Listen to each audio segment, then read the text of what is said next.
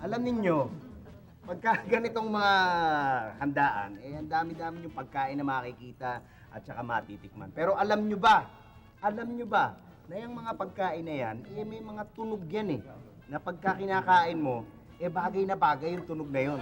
Kagaya, halimbawa, ito, ninyo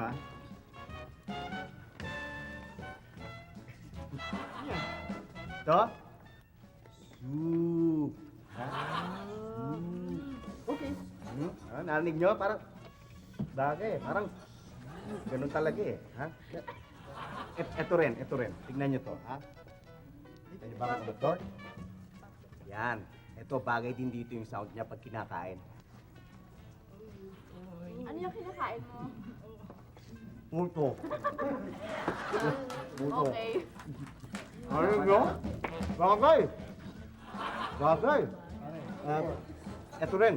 Ito, tignan nyo to. Tikman natin to. Adobong manok. Ha?